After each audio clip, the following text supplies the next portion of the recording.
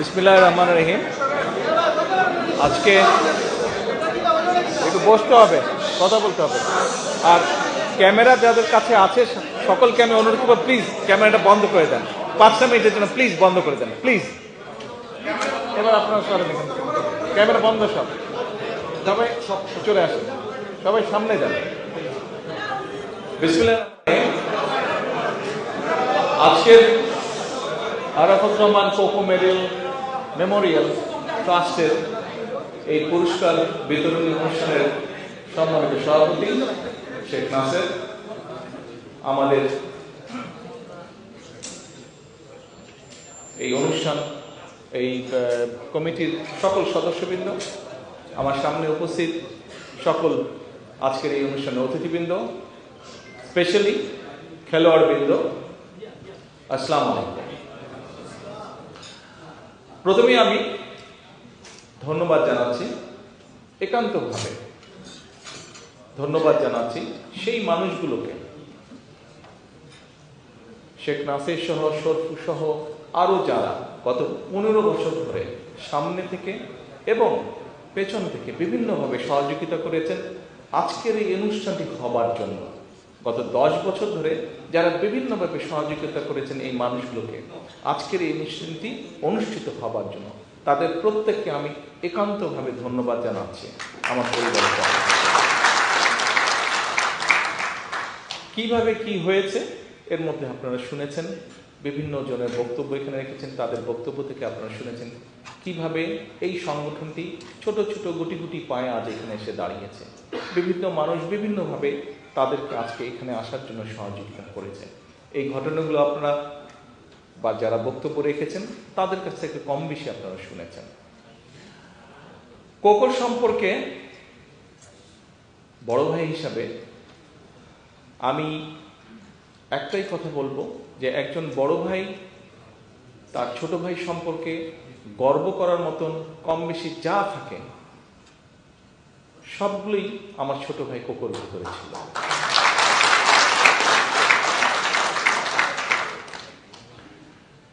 Cocoa একজন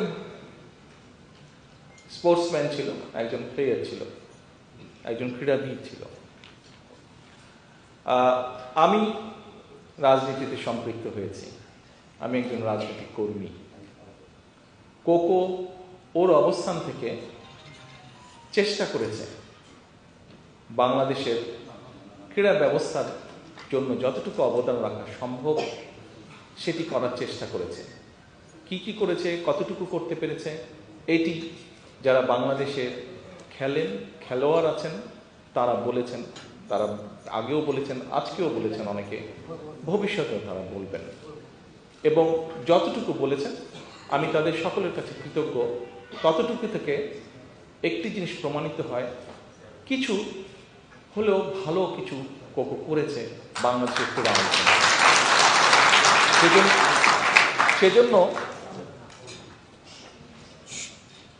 সেজন্য বড় ভাই হিসাবে আমি অত্যন্ত গর্ববোধ করি। এখন আমি একদম, যেহেতু আমি একটু আগেই বলেছি আমি একজন রাজনৈতিক কর্মী, স্বাভাবিক রাজনৈতিক কর্মী হিসাবে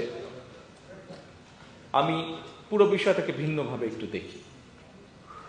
একজন রাজনৈতিক কর্মী বা রাজনীতিবিদের সামনে অনেকগুলো বিষয় থাকে, যেমন ক্রীড়া থাকে, তেমন দেশের শিক্ষা ব্যবস্থার বিষয়ে কোনো চিন্তা থাকে, তেমন দেশে মানুষের কর্মসংস্থানের ব্যাপারে চিন্তা থাকে, ঠিক তেমনইভাবে দেশের মানুষের স্বাস্থ্যের ব্যাপারে চিন্তা থাকে, বিভিন্ন রকম বিষয় থাকে যে বিষয়গুলো নিয়ে একজন পলিটিশিয়ান অথবা একজন রাজনৈতিক কর্মী বিভিন্ন মানুষের সাথে আলোচনা করে, চিন্তা ভাবনা করে। আজকের এই অনুষ্ঠানটি যেহেতু খেলাধুলাকে নিয়ে, এই অনুষ্ঠানটি যেহেতু কোকোকে নিয়ে, এই অনুষ্ঠানটি যেহেতু ক্রীড়া অঙ্গনকে নিয়ে, এখানে যেহেতু ক্রীড়াবিদ অনেকে উপস্থিত আছেন, খেলোয়াড় উপস্থিত আছেন, যদিও এর বাইরে কিছু রাজনৈতিক কর্মীও এখানে উপস্থিত আছেন, আমার মনে হয় মোটামুটি সমান সমান বোধহয় হবে ঘরের মধ্যে যারা আছেন। তো আমি আপনাদের সামনে আজকে আমার কিছু চিন্তা শেয়ার করব, যেই চিন্তাগুলো কম বেশি এর ভিতরে আমি শেয়ার করেছি। পলিটিক্যাল বক্তব্য না, ভয় পাবার কিছু নেই। আমি আপনাদের সাথে কিছু শেয়ার করব যে আমি আগেই বলেছি যে আমার ছোট ভাই ছিল প্লেয়ার একজন, ক্রীড়াবিদ একজন। আমি তা না, অনেক কিছুর সাথে আমি বাংলাদেশের আগামীতে যদি ইনশাল্লাহ আল্লাহ রহমতে বাংলাদেশের মানুষের সমর্থন নিয়ে আমাদের দল বিএনপি সরকার গঠনে সক্ষম হলে অনেকগুলো বিষয়ের পাশাপাশি কীভাবে বাংলাদেশের ক্রীড়াটাকে কম বেশি সাজাতে চাই, অথবা কিভাবে বাংলাদেশের আগামী ভবিষ্যৎ প্রজন্ম যারা তাদের ভিতর থেকে খেলোয়াড় বের করে নিয়ে আসতে চাই, বিভিন্ন ডিফারেন্ট স্পোর্টসের খেলোয়াড়দেরকে বের করে নিয়ে আসতে চাই, এটা সম্পর্কে খুব সংক্ষেপে আপনাদের সামনে তুলে ধরতে চাই। এখন গতকালকে বিকেলে আমিনুল আছে এখানে, ওর বক্তব্য একটু আগে আপনারা শুনেছেন। আমিনুল সহ আরো কয়েকজন ঢাকা থেকে এই অনুষ্ঠানে যোগ দেওয়ার জন্য এসে পৌঁছল। প্রায় দেড় দুই বছর আগে আমিনুল আরেকবার এসেছিল লন্ডনে। তখন এক ফাঁকে আমি ওর সাথে আলাপ করছিলাম, ঠিক একই আলাপগুলো প্রায় দেড় দুই বছর পরে গতকাল আবার আলাপ করছিলাম। সেই আলাপের বিষয়টা কি ছিল? সেই আলাপের বিষয়টা ছিল, আপনাদের নিশ্চয়ই মনে আছে যে বেশ কয়েক বছর আগে, এখন এই মুহূর্তে বোধহয় নেই সেটা, কয়েক বছর আগে বাংলাদেশে একটি অনুষ্ঠান হতো, খুব সম্ভবত একটি টিভি চ্যানেল এটি অনুষ্ঠানটি চালু করেছিল, তোমাকেই খুঁজছে বাংলাদেশ, একটা অনুষ্ঠান হতো টিভিতে। সেই অনুষ্ঠানে বিভিন্ন কালচারাল বিষয় আমাদের ভবিষ্যতে যারা নতুন প্রজন্ম, যারা ভবিষ্যৎ, তাদের ভিতর থেকে বের করে নিয়ে আসা হতো। কেউ হয়তো ভালো মিউজিশিয়ান, কেউ হয়তো ভালো গান গাইতে পারে, কেউ হয়তো ভালো কবিতা আবৃত্তি করতে পারে, এরকম কালচারাল লাইনে যারা ভালো আছে এরকম ট্যালেন্ট খুঁজে নিয়ে আসা হতো। তা আমি আমিনুলের সাথে কয়েক বছর আগেও আলাপ করেছিলাম, গতকালকে আলাপ করছেন যে আমরা স্কুল থেকে, বিশেষ করে যদি আমাদের ভবিষ্যৎকে, আমি স্কুল কলেজ বলেছিলাম, আমিনুল আমাকে বলে যে ভাই আমরা স্কুলের মধ্যে থাকতে হবে, কারণ কলেজ হলে তারপরে করা যাবে, কিন্তু তারপরে কলেজ হলে একটা বয়সের একটা পর্যায়ে চলে যায়। কিন্তু আমরা যদি স্কুল থেকে ট্যালেন্ট হান্ট করি, যারা স্পোর্টসম্যান, কেউ হয়তো ফুটবলে ভালো, কেউ হয়তো টেনিসে ভালো, কেউ হয়তো ক্রিকেটে ভালো, কেউ হয়তো ভলিবলে ভালো, কেউ হয়তো বাস্কেটবলে ভালো, এভাবে আমরা স্কুলগুলো থেকে বের করে নিয়ে আসবো প্লেয়ারদেরকে। কিভাবে কি বের করে নিয়ে আসবো, কিভাবে এদেরকে বের করবো, এটা আরো লম্বা বিষয়, অনেক প্ল্যানিং এর বিষয় আছে, কিন্তু সেটা আমরা করব। আমাকেও বললো যে ভাইয়া এই মুহূর্তে বাংলাদেশে 5টা বলেছিলাম বিকেএসপি, 5টা বিভাগে আমাদের আছে, আমরা যদি চারটা বিভাগে আছে আমাদের, আমরা সবগুলো বিভাগে একটা করে বিকেএসপি করতে চাই।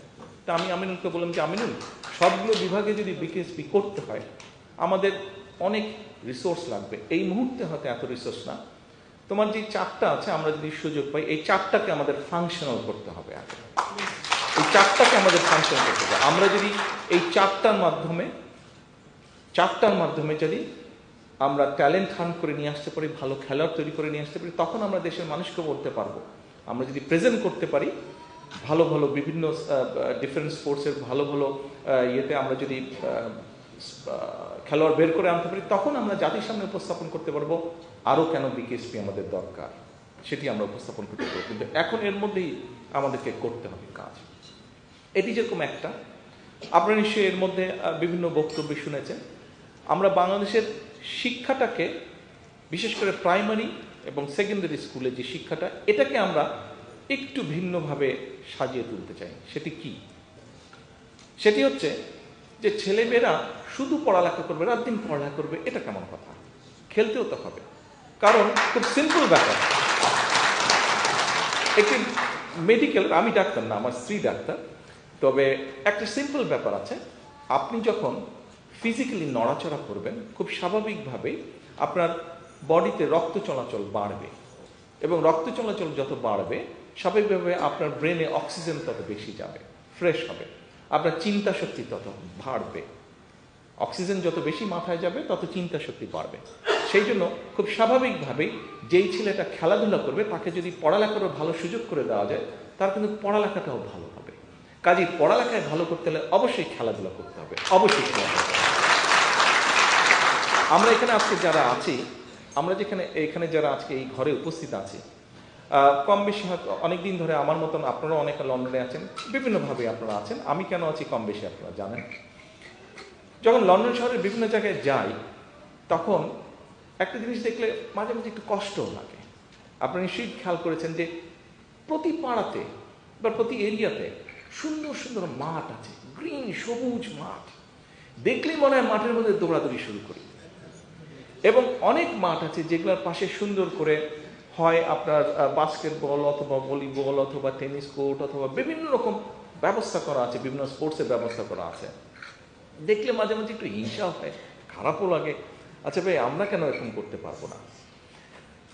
আমার খুব ইচ্ছা আছে যে ইনশাল্লাহ আল্লাহর মধ্যে সুযোগ পেলে ঢাকা শহরে আমাদের 100টা ওয়ার্ড, আমরা কি একটা জিনিস করতে পারি না? আমরা যদি একটা পরিকল্পনা গ্রহণ করি, অন্তত প্রতি 2টো ওয়ার্ডের মাঝখানে 2 বিঘা না 3 থেকে 4 বিঘা একটা জায়গা যদি আমরা বের করে নিই, একটা সবুজ জায়গা, সেখানে বাচ্চারা খেলবে, মুরব্বীরা বয়স্করা যারা আছেন যাদের প্রয়োজন তারা সেখানে হাঁটবেন। অর্থাৎ মানুষ সেখানে চারিদিকে, এখানকার মাঠগুলো আপনারা দেখেছেন যে বিভিন্ন, এই যেটা বললাম বিভিন্ন এলাকা আছে যে গাছ, মাঠগুলো সুন্দর মোটামুটি 4 কোণা এবং চারদিকে বড় বড় গাছ লাগানো, অর্থাৎ ওখানে বুক ভরে শ্বাস নেওয়া যায়। ঠিক এরকম একটা চিন্তা আছে যে এখন যে আমরা ছেলেদেরকে বলছি, ছেলে মেয়েদেরকে বলছি যে খেলাধুলা করতে হবে, বাচ্চারা খেলবেই বা কোথায়? মাঠই তো নাই, কাজে আমাদেরকে মাঠ তৈরি করতে হবে, জায়গা দিতে হবে, খোলা জায়গা দিতে হবে যেখানে বাচ্চারা যাবে। আমরা অনেক সময় শুনি আত্মীয় স্বজন, বিভিন্ন পরিবার পরিজন বলে এই বাচ্চারা সারাদিন শুধু ফোন নিয়ে খেলছে। আরে ভাই, বাচ্চাদেরকে তো মাঠ করে দিতে হবে, তাহলেই ওরা খেলবে। মাঠের ব্যবস্থা নাই বলেই তো ওরা আজকে সারাক্ষণ ঘরে বসে আছে, সারাক্ষণ ইন্টারনেটের মধ্যে আছে। তো এইরকম একটি চিন্তা ভাবনা আছে। যে কথাটি বলছিলাম যে স্কুলের সিলেবাসটাকে ঢেলে সাজাতে চাই। কেমন? আমাদের স্কুলে কম বেশি বিভিন্ন রকম সাবজেক্ট আছে, বাংলা আছে, ইংরেজি আছে, অঙ্ক আছে, বিজ্ঞান আছে, যেটাই হোক সাবজেক্ট আছে। প্রত্যেকটা সাবজেক্টে হয়তো কম বেশি মার্কিং থাকে। কত মার্কিং থাকে? 100 মার্কিং থাকে। এখন আমরা 100 মার্কিং থেকে কিছু কিছু মার্কিং বের করে আনতে চাই। অবশ্যই স্পেশালিস্ট আছে, ওনাদের সাথে আমরা আলাপ করবো, বাট আমাদের প্রাইমারি যেই চিন্তাটা, এখন এই মার্কিংগুলো বের করে নিয়ে এসে আমরা বিভিন্ন জিনিস ওখানে ইন্ট্রোডিউস করতে চাই। যেমন ধরেন আপনি বাংলা ফার্স্ট পেপারে 100 মার্ক আছে, 100 মার্ক থেকে যদি ওটাকে 80তে নিয়ে আসেন, 20 মার্ক বের করে নিয়ে আসলেন। আচ্ছা, এই 20 মার্কটা কোথায় দিবেন আপনি? ধরেন আমরা যেটা অলরেডি এর মধ্যে বলেছি যে বাচ্চাদেরকে আমরা সেকেন্ড ল্যাঙ্গুয়েজ, থার্ড ল্যাঙ্গুয়েজ শিখাবো, আমরা ল্যাঙ্গুয়েজ দিব। ঠিক এইভাবে কম্পালসারি করে দিব। হয়তো ধরেন 5টা আইটেম স্পোর্টসের আমরা করে দিলাম, বা 6টা আইটেম করে দিলাম। যেই বাচ্চার যেটা পছন্দ সে সেই স্পোর্টস টানবে, কিন্তু স্পোর্টস ওকে করতেই হবে। It can be football, it can be basketball, it can be volleyball, it can be cricket, what ever it is, তাকে একটা স্পোর্টস করতেই হবে। ছেলেদের এবং মেয়েদের সবাইকে স্পোর্টস করতে হবে। কারণ ঘরে বসে রাখতে চাই না বাচ্চাদেরকে, তাদেরকে মাঠে খেলতে হবে। এবং ওখান থেকে ওই যে বলছিলাম আমিনুর সাথে কথা, আমার বলছে ভাইয়া বাচ্চাদের ভিতর থেকে, স্কুল লেভেল থেকে আমাদেরকে ট্যালেন্ট ফান্ড করে নিয়ে আসতে হবে। এটার লং টার্ম যেটা টার্গেট, আমাদের লং টার্ম যেটা আমরা চিন্তা করছি, ধরেন আমরা তত্ত্বাবধায়ক সরকারের কাছে ডিমান্ড করেছি ডিসেম্বরের মধ্যে নির্বাচন দিতে হবে। দেশের মানুষ নির্বাচন চাই। যে নির্বাচনের জন্য গত 15 বছর আমরা আন্দোলন সংগ্রাম করি, যে নির্বাচনের জন্য আমরা যারা বিএনপি করি, এখানে আমাদের বহু নেতাকর্মী সহকর্মীকে আমরা হারিয়েছি, গুম খুনের শিকার হয়েছে। এই যে আমাদের এখানে খোকন বসেছে, ওই গুম ছিল 6 মাস 8 মাস গুম ছিল। ওর মধ্যে এরকম বহু সহকর্মী আছে আমাদের, ওকে আল্লাহর মধ্যে পেয়েছি, অনেককে আমরা পাইনি। কিন্তু কেন এই যে এই গুম খুন হত্যার শিকার হাজারো মানুষ গুম হয়েছে, বিএনপির হয়েছে, বিএনপির বাইরে অন্য রাজনৈতিক দল হয়েছে, সাধারণ মানুষ হয়েছে, সাংবাদিকরা হয়েছে, কেন হয়েছে? সেটি হচ্ছে রাজনৈতিক অধিকার, মানুষের রাজনৈতিক অধিকার প্রতিষ্ঠার জন্য। তো এই যে মানুষের রাজনৈতিক অধিকার প্রতিষ্ঠা, এই রাজনৈতিক অধিকার প্রতিষ্ঠার মাধ্যমে আমরা এমন একটা সরকার প্রতিষ্ঠা করতে চাই যেই সরকার মানুষের কল্যাণে কাজ করবে, যেই সরকার মানুষের কল্যাণে কাজ করবে। আজকে আমরা ইনশাল্লাহ আগামী দিনে বিএনপি সরকার গঠন করতে পারলে, ধরেন আমরা যে ডিসেম্বরের মধ্যে নির্বাচন দাবি করছি, ডিসেম্বরে যদি নির্বাচন ইনশাল্লাহ হয়, এই সরকার এই ইন্টারিম গভর্নমেন্ট নির্বাচন দিলে পরে, অথবা যেই টাইমেই তারা বলছে, যদিও আমরা চাইছি ডিসেম্বরের মধ্যে নির্বাচন হয়ে গেলে, তাহলে 26 সাল, তাহলে নেক্সট অলিম্পিক কবে হচ্ছে? নেক্সট অলিম্পিক কবে হচ্ছে? 27, 28, 28 হয়তো আমরা পারবো না। কিন্তু তারপরে আমাদের হাতে 4 বছর সময় থাকবে, 28 থেকে থেকে, তাহলে এইদিকে 2 বছর, ওইদিকে 4 বছর, 6 বছর। আমরা তো কয়েকটা স্পোর্টস বাছাই করে নিব। এই কয়েকটা স্পোর্টসে নেক্সট 6 বছর আমরা এমফেসাইজ দেবো, সব রকমভাবে আমরা করবো, যাতে কিছুটা কিছু ওখান থেকে আমরা বের করে আনতে পারি। আরও এরকম ইন্টারন্যাশনাল যেগুলা গেম আছে সেগুলাকে আমরা টার্গেট করব। টার্গেট করার মাধ্যমে আমরা যাদেরকে বেছে বের করে নিয়ে আসবো, ওই যে স্কুল লেভেল থেকে বিভিন্নভাবে বিভিন্ন জেলা থানা সব জায়গা থেকে যাদেরকে বের করে নিয়ে আসবো, 6 বছর, নেক্সট 6 বছর এদের পিছিয়ে সব রকমের ব্যবস্থা আমরা করব। তাদের কাজ একটাই হবে, সারাদিন খেলা খেলা অ্যান্ড খেলা। অর্থাৎ ওদেরকে দেশের জন্য একটা সুনাম বয়ে নিয়ে আসতে হবে।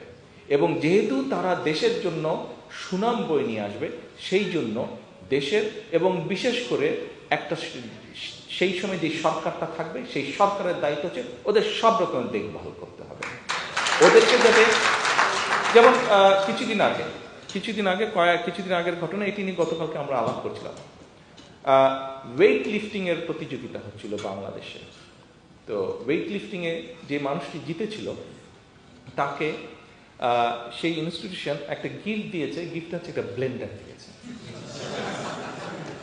মানে সেই ব্লেন্ডিংয়ের মধ্যে জুস বানিয়ে খাবে যাতে আরও ইয়ে হয়। কিন্তু স্বাভাবিকভাবে যেই মানুষটা কষ্ট করে 3 বছর প্রিপারেশন নিয়ে ওই জায়গায় এসছে এবং জিতেছে, বাস্তবতা যেটা বিচার সেটা হচ্ছে যে তাকে তো ওটার পাশাপাশি কাজও করতে হয়েছে। অর্থাৎ তার ফ্যামিলি নিশ্চয়ই আছে, সেই ফ্যামিলিটাকে চালানোর জন্য তাকে তো নিশ্চয়ই কাজ করতে হয়েছে, যেখান থেকে তার ইনকাম আসবে। কিন্তু আমরা যদি এই ব্যবস্থাটা করতে পারি যে ঠিক আছে, ও 3 বছর, 4 বছর, 5 বছর এই যে ও ট্রেনিংটা করবে, এই যে কম্পিটিশনের জন্য রেডি হবে, এই 3 বছর হোক, 4 বছর হোক, 5 বছর হোক, এই সময় যা তার যেই ফাইন্যান্সিয়াল সাপোর্টটা দরকার সেটি রাষ্ট্র তাকে দিবে। সেটি ওয়েট লিফটিংয়ের ক্ষেত্রে হতে পারে, সেটি ক্রিকেটের ক্ষেত্রে হতে পারে, সেটি ফুটবলের ক্ষেত্রে, অর্থাৎ আমরা যাদেরকে বাছাই করে নেব যারা দেশকে রিপ্রেজেন্ট করবে ইন্টারন্যাশনাল এরিনাতে, যারা দেশকে রিপ্রেজেন্ট করবে, তাদের সকল দায় দায়িত্ব রাষ্ট্র নেবে, একটা সার্টেন টাইম পর্যন্ত রাষ্ট্র নেবে। এই হচ্ছে মোটামুটিভাবে ক্রীড়া নিয়ে, খেলা নিয়ে, ক্রীড়া জগৎ নিয়ে আমাদের দল বিএনপি আমাদের ভবিষ্যৎ চিন্তা ভাবনা। আমরা চাই, এখন যেরকম বাংলাদেশকে অনেক মানুষ চিনে বিদেশে, সারা পৃথিবীতে। কিভাবে চিনে? ক্রিকেটের কথা বললেই বাংলাদেশকে চিনে। আমরা তো আশা করতে পারি, আমরা তো চিন্তা করতে পারি, আমরা তো প্ল্যান করতে পারি, ঠিক আছে ক্রিকেট দিয়ে বাংলাদেশ চিনছে, এটাকে আমরা এগিয়ে নিয়ে যাবো ইনশাল্লাহ। ভলিবল হোক, বাস্কেটবল হোক, অন্য যে কোনো স্পোর্টস হোক, সাইকেলিং হোক, রেসলিং হোক, ওগুলো দিয়েও বাংলাদেশকে চিনবে। শুধু একটা দিয়ে চিনবে কেন, আরো অনেক কিছু দিয়ে বাংলাদেশকে চিনবে। কাজেই ওইরকম একটা কিছু আমরা করতে চাই। কতটুকু পারবো জানি না, বাট আমি মনে করি আমরা যদি পরিকল্পনা নিয়ে আমরা যদি নেমে পড়ি কাজে, আমরা যদি চেষ্টা করি, 100% না হলেও 60%, 70% তো নিশ্চয়ই ইনশাল্লাহ পারবো। কেন পারবো? কাজেই আসুন, আমরা আন্দোলন করেছি, আমরা সংগ্রাম করেছি। বাংলাদেশের বহু মানুষ, রাজনৈতিক হোক অরাজনৈতিক হোক, বহু মানুষ তাদের জীবনটা পর্যন্ত দিয়ে দিয়েছে। কেন দিয়েছে? দিয়েছে রাজনৈতিক অধিকার প্রতিষ্ঠার জন্য, দিয়েছে একটি দেশে মানুষ স্বাভাবিকভাবে যা যা প্রত্যাশা করে সেই বিষয়গুলো যাতে দেশে সংগঠিত হয়, তার জন্য জীবন দিয়েছে। যে মানুষগুলো জীবন দিয়েছে, যারা চলে গিয়েছে আমাদেরকে ছেড়ে, আসুন আমরা আন্দোলন করেছি, সংগ্রাম করেছি, এখন হচ্ছে দেশ গড়ার পালা। সামনে আমাদের সেই সুযোগটা। আজকে আপনারা যারা এই ঘরে আছেন, যারা এই ঘরে নেই, সামনে অনেক ক্যামেরা দেখতে পাচ্ছি, নিশ্চয়ই অনলাইনে অনেকে কানেক্টেড আছেন, ক্যামেরাম্যান, বিভিন্ন মিডিয়ার ক্যামেরাম্যান দেখছি, হয়তো টিভিতে যাবে, বিভিন্ন জায়গায় যাবে, নিউজ, অনেকেই আমার কথা শুনতে পাবেন, দেখতে পাবেন। প্রত্যেকের কাছে আমার আহ্বান, প্রত্যেকের কাছে আমার অনুরোধ, আমরা আন্দোলন করেছি, সংগ্রাম করেছি, আমরা একটি জায়গায় এসে দাঁড়িয়েছি। সামনের সময়টি হচ্ছে সকলে মিলে কাঁধে কাঁধ রেখে দেশটাকে গড়তে হবে। আসুন আমাদের মধ্যে আমাদের মধ্যে বিভিন্ন বিষয়ে মত পার্থক্য থাকতেই পারে, থাকাটাই স্বাভাবিক, গণতন্ত্রে সেটাই স্বাভাবিক। কিন্তু দেশের ক্রীড়াঙ্গনকে আন্তর্জাতিক স্থানে নিয়ে যাওয়া, দেশের মানুষকে নিরাপত্তা দেওয়া, দেশের বেকারদের কর্মসংস্থান করা, দেশে আইনের শাসন প্রতিষ্ঠা করা, এরকম যে বিষয়গুলো, এটাতে নিশ্চয়ই কারো দ্বিমত থাকবে না। কাজেই এই কাজগুলোকে, এরকম আরো কাজ আছে, দেশের মানুষের স্বাস্থ্যের সকলের জন্য মিনিমাম একটা স্বাস্থ্যের ব্যবস্থা করা, এটাতে কারো দ্বিমত থাকবে না। কাজেই আসুন এইগুলো যাতে আমরা সকলে মিলে, সকল রাজনৈতিক দল একসাথে মিলে আমরা কাঁধে কাঁধ মিলিয়ে কাজ করতে পারি, দেশটাকে গড়তে পারি, দেশটাকে সুন্দরভাবে সামনে এগিয়ে নিয়ে যেতে পারি। আজকের আরাফাত রহমান কোকো মেমোরিয়াল ট্রাস্টে এই হোক আমাদের প্রত্যাশা, এই হোক। আমি পরিশেষে আবারও এই ট্রাস্টের যে মানুষগুলো এত কষ্ট করে গত 10 বছর ধরে বিভিন্ন ঘাত প্রতিঘাতের মাধ্যমে এই ট্রাস্টটিকে ধরে রেখেছেন এবং এই জায়গায় এসেছেন, আবারও সকলকে আন্তরিকভাবে ধন্যবাদ, শুভেচ্ছা দিয়ে আমার বক্তব্য শেষ করছি। আল্লাহ